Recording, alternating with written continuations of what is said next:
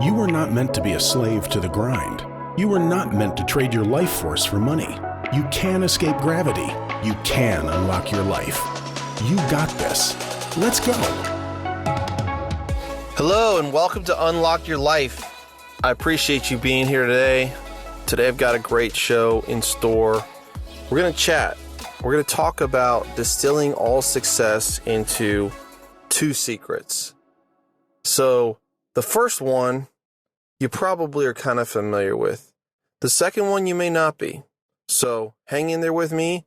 We're going to get there and it's going to be worth it. About 7 years ago, I started on my real estate journey. And there was a time there where I wanted to pivot into multifamily. And I studied and tried for about 2 years. And I had no results, right? I bought courses. I'm looking for deals. I'm making offers.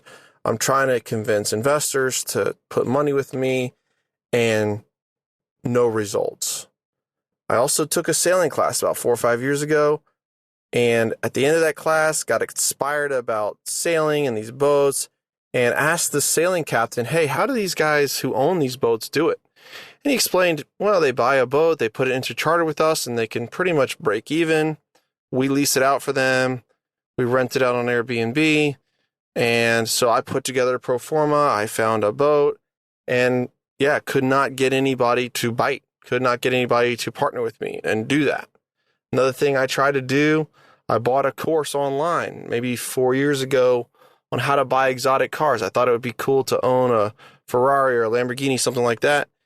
And there was a course on how to do this without really losing a lot of money and how to sort of hack the system of these exotics and not lose buckets of money. And as I got into it, I realized, man, I'm just not quite ready for this because something could break, something could go wrong. This is still going to cost money, even though I'm not necessarily going to lose money. Still got to have a good bit of capital to make this happen and just not the right timing. So why am I telling you about these kind of stories of failure or not achieving what I wanted to achieve? Well, over time, I kept persistently revisiting these things and picking away at them and pushing towards them. And so after a couple of years with working at the real estate, I did end up closing a 12-unit apartment. I did end up raising the capital, and that led me into closing an 18-unit and a 64 and a 42 and a 208 and 71 and on. And now we have over 1,000 units, and the dream has been realized. The dream has been accomplished. And it took a little bit of persistence. The same thing with the boat. You know, I took a few more sailing classes. I kept pushing on that dream. And this past year, I located a 44-foot Aquila Power Cat, and the captain said, this is what you want. This is what we'll rent in our market. You'll be able to lease this out for a good rate. I'll be able to get it on Airbnb, and we can break even or make money with this boat. So put together another pro forma, went to a different group of investors, and was able to successfully raise the capital and close that deal. Same thing with the car. Kind of dug back into the course this year and last spring, 2021, and ended up getting a 2013 Ferrari 458 Spider, so convertible, white with a black interior, carbon fiber, special wheels, awesome car. And cool thing is it's worth about $20,000 more than I paid for it, just because I hired the consultant and went through that process. But the point was persistent action over time and not kind of giving up on those things and just letting them die, because everything that is significant takes persistent effort, takes persistent action. Most of the time we want to see results immediately. And I think that's why a lot of this world is stuck in trading time for money, 9-to-5 jobs, or working in businesses that they don't really like, is because they need to make that next paycheck. They want to put in 40 hours and get out $1,000 or $2,000 or whatever you're making per week. And when you start to do bigger things, right, those timelines don't work like that. Think about Elon Musk or Jeff Bezos. I mean, how many years did they work building their dream before they really started to be able to monetize those things? Those companies started to turn a profit. Now they're turning profits of billions because they had persistence and they had long-term thinking. So I want to do some subsets. That's point number 1 is persistent action. No success happens without persistent action. And subset of that is actions on the right things. I have a whole episode dedicated to this because I see a lot of people, including myself, who have taken massive action on the wrong things. Working on the wrong things is not going to get you where you want to go. So go back and listen to episode number 6. I think it's called Your Business Sucks and You Should Quit. Check that out if that is something, if you think you're maybe taking action on the wrong things, because most of us are.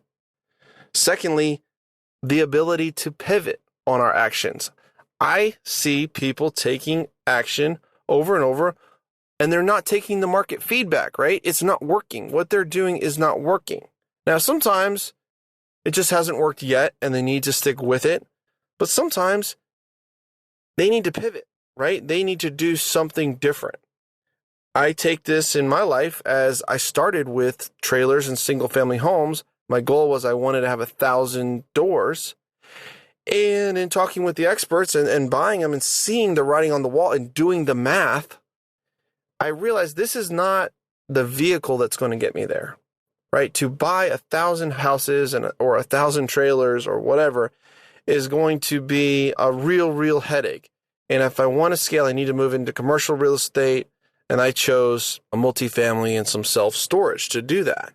And so I was able to pivot. I pivoted in another way by when I started my multifamily Facebook group, my first million in multifamily. I started that to raise capital primarily from the group, and secondly, to maybe generate some deal flow. Well, pretty quickly, I kind of got more than I needed of both, and you can only close so many deals, and you can only place so much capital. And so I needed to pivot, right? I had this big growing group. I wanted to help people. And so I pivoted into an educational program. We built a course to show people, hey, how did he go from 0 units to 1,000 in 3 years or less? And we built a mentoring group, the Deal Room, which is our private group where people jump in there and we work with them on closing deals. And that allowed me to further expand. And it really wasn't the original purpose of starting that group, but I pivoted. Okay. So pivoting in those two arenas really helped me a lot. Third sub point of persistence is a flurry of action is easy to do. We're going to see it. I'm recording this January 2nd, 2022. You're going to see a flurry of activity all across America. Where? At Planet Fitness or whatever gym is in your town. I mean, people, they get pumped up. I'm going to get in shape. 2022 is going to be my year. I'm going to quit eating cheeseburgers. I'm going to get healthy. I'm going to work out 3 or 4 times a week. And what happens February 2nd? We all know there's nobody there except for the people that were there in December working out over Christmas break and not pigging out. And that's their lifestyle.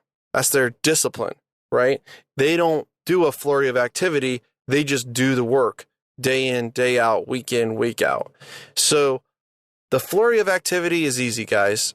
And sometimes a flurry of activity, it needs to die off, right? We all get excited about stuff. We dig into it further. It isn't what we thought, or we're not passionate about it or excited about it. It isn't what we want to do.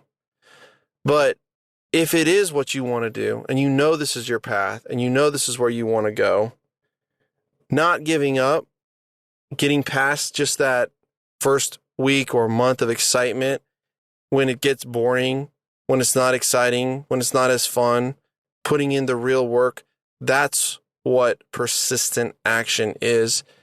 And unfortunately, that's what success is, guys. It's doing the boring work over and over and over until you start to see results. And it may be longer than you think. Probably is going to be longer than you think. It's probably going to take more action than you think. It's probably going to take more money and resources, time, everything.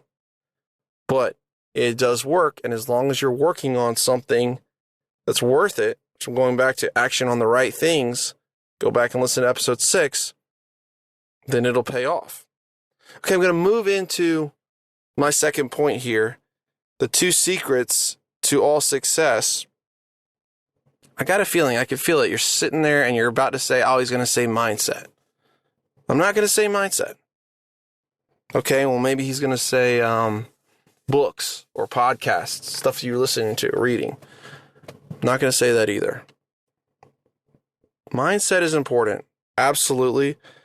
But I think most of us are we're not self-aware enough to really unlock our own mindset. It's a really hard thing to do that on your own. Same thing with the books, right? I read a lot of books. I studied a lot of mindset, and I didn't have a whole lot of results to show for it until I started doing this thing. Books are important, but there's no accountability with a book. You can read a book. Oh, that's a great idea. Maybe it generates a flurry of activity for a few days or a week. You forget about it, and another year slips by, and you're no closer to where you want to be. You're no closer to unlocking your life. So I don't think books are enough alone. And I don't think just saying, I'm going to change my mindset and studying mindset is enough. So I'm on Instagram. You're probably on Instagram or Facebook, and maybe you see these motivational pictures, and it's a lion or it's a guy, running up a mountain or something, and there's a motivational quote, and it's kind of on the theme of grind in silence, or just do your work and then let your haters see what you've done, and come back in a year or two and show them this results.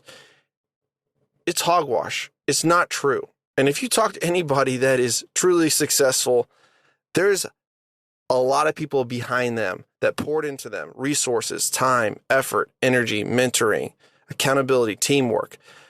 The real people who are getting significant things done in this world, they're not doing it alone.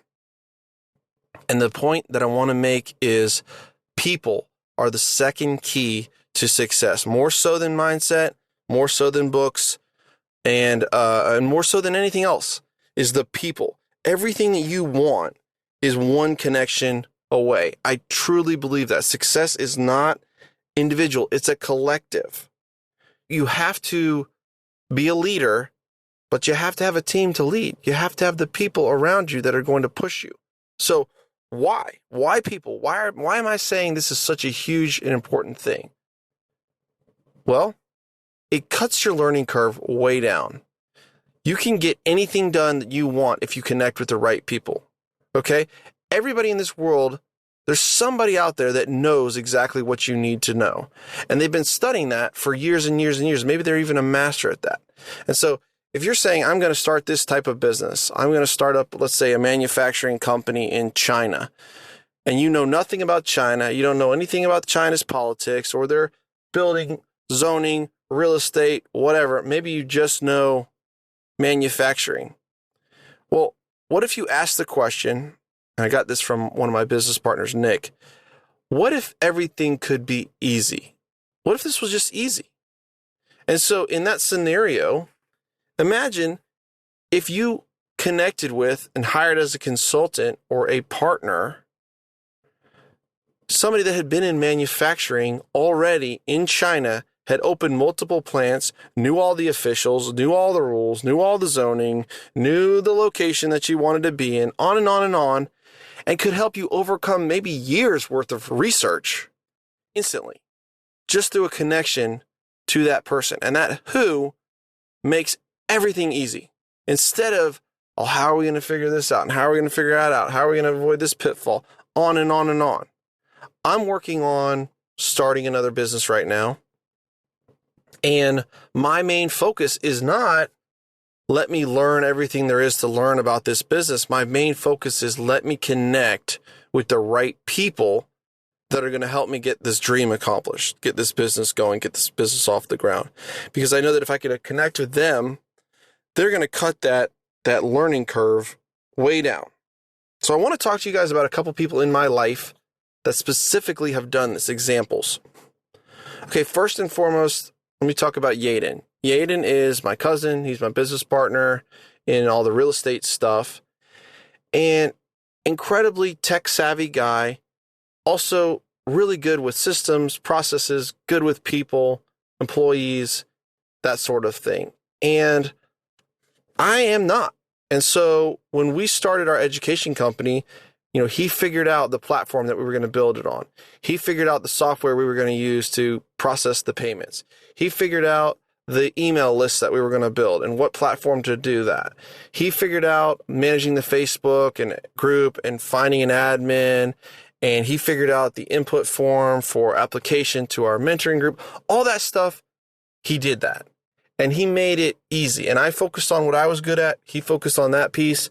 And it worked out really, really, really well and allowed me to do way more than I could have done or would have done.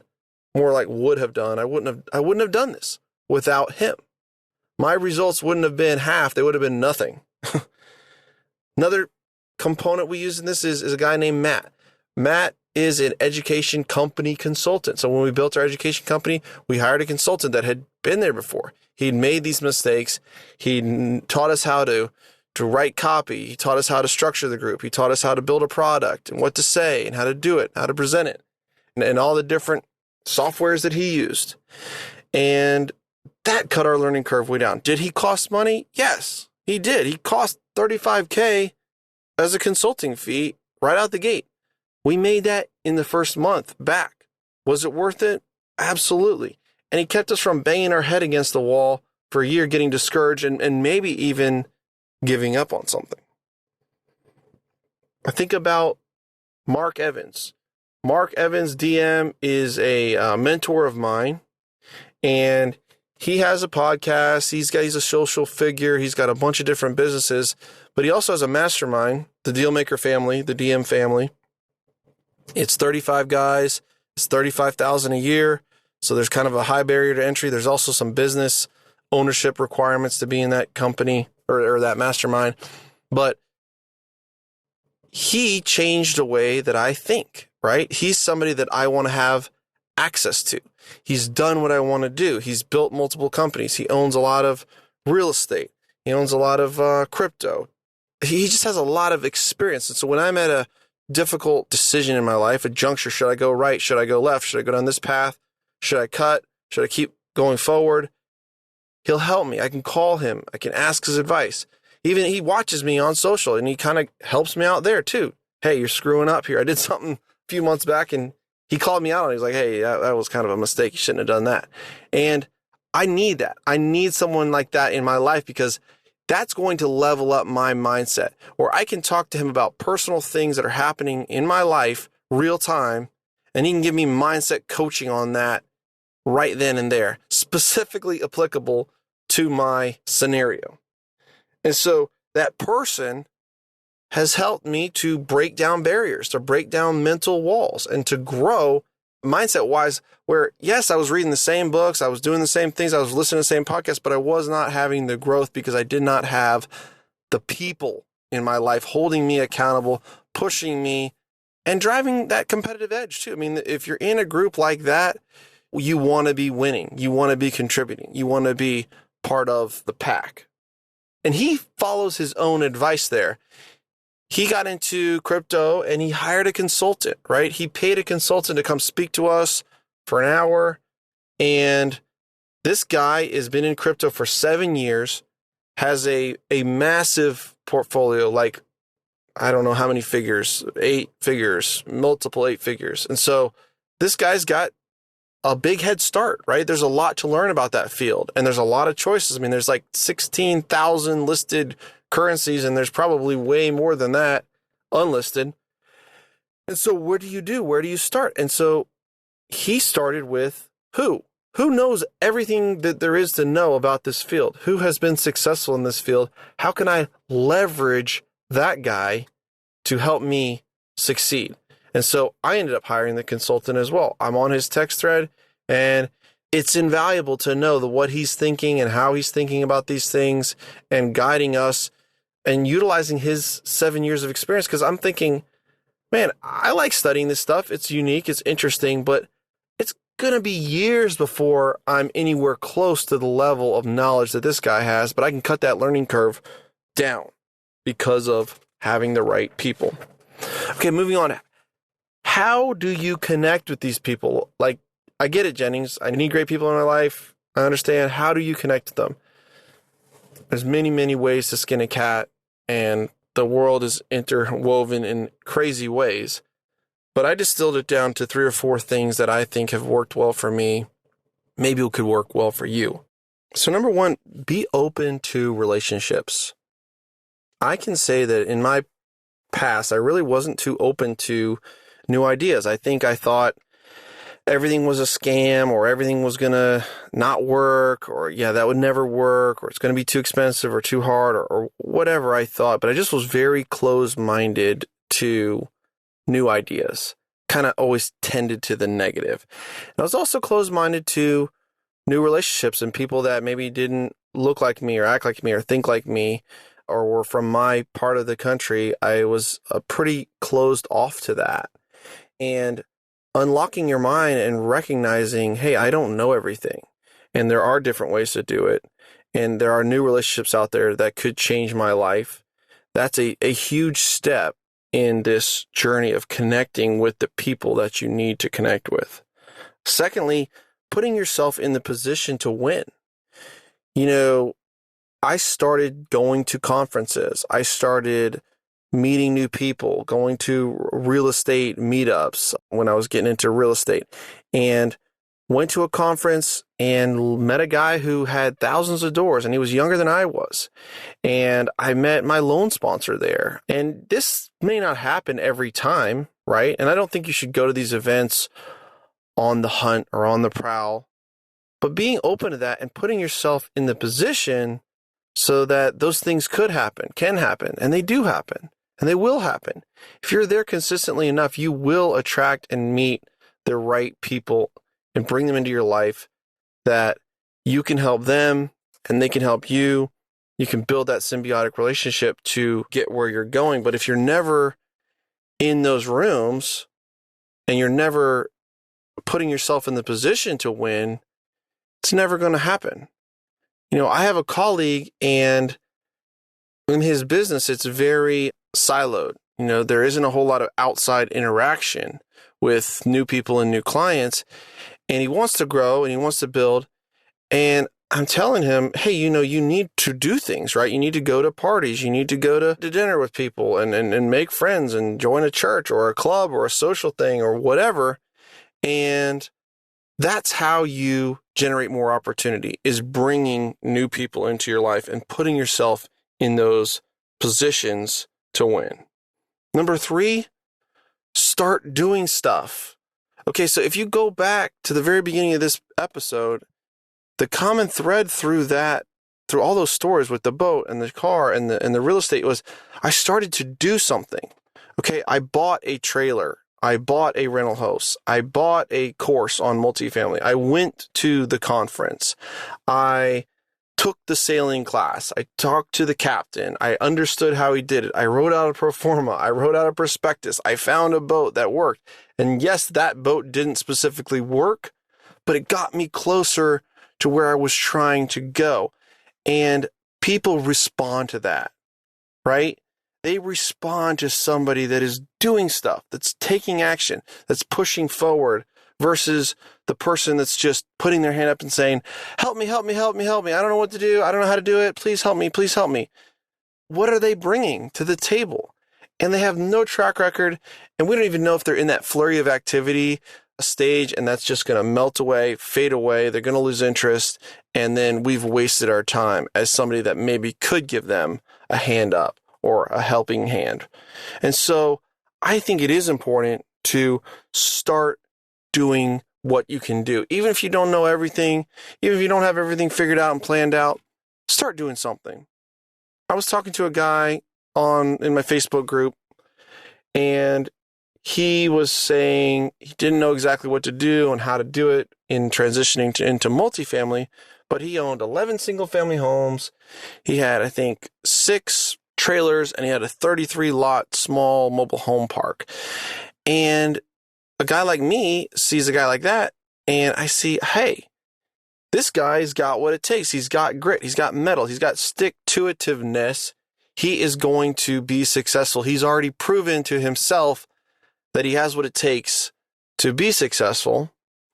And so that's maybe a guy I'm going to talk with. That's maybe a guy I'm going to give opportunity to. That's a guy that I want to connect with. And we all have to start somewhere, but the more that you do and the more you can show, hey, I can get stuff done. I do what I say. If I set out to do something, I make progress towards that goal, the more people you're going to attract. And in the business that I'm starting on working now, I have found that these consultants, these other people that have been in this field a long time, they don't really want to mess with me until they see, is he going to stick with it? Is he going to do this? They tell me a couple things to do, and boom, I get them done. They're impressed. They're amazed. And they give me a couple more things to do. Boom, I get them done. And every time I get something done, they trust me a little bit more. And they see, okay, he's actually sticking with this. Maybe he actually is going to build something of value. But they want to see you doing stuff. So start doing stuff, whether it's small, educating yourself, getting a course, educating yourself on YouTube, going to a free conference, going to a meetup group, going to a networking group, whatever it is.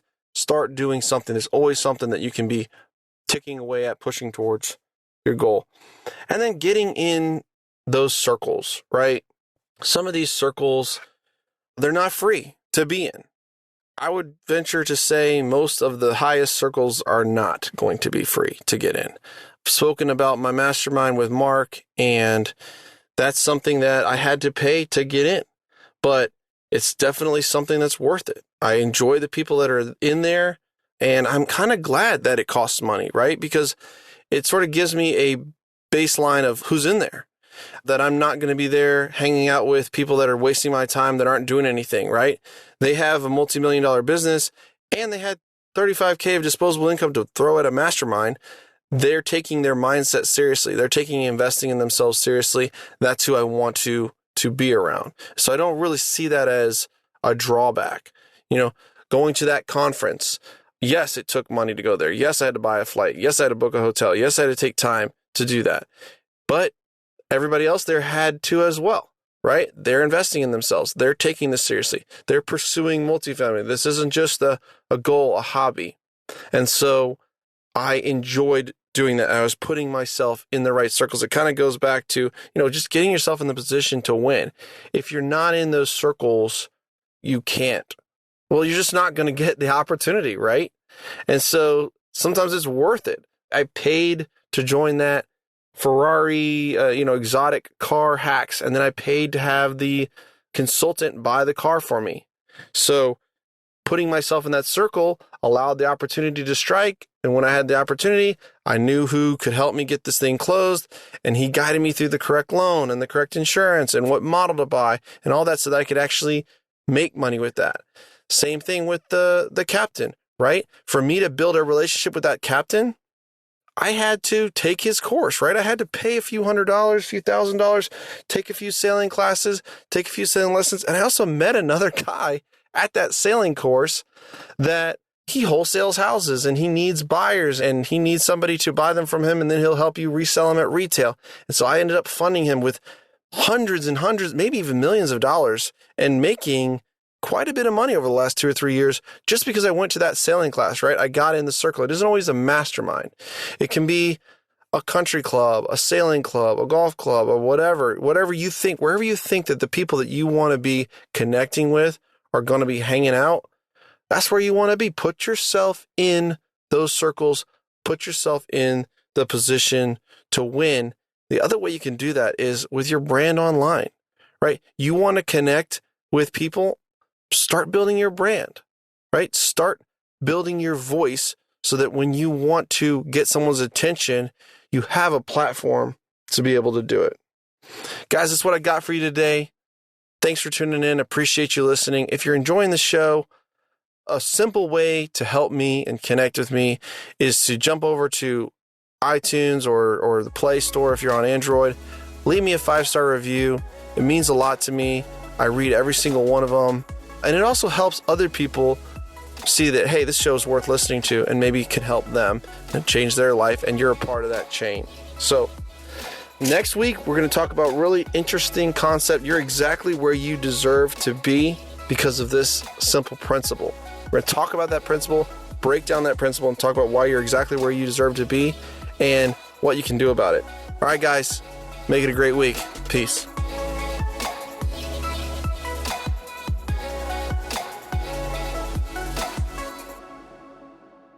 This is thepodcastfactory.com.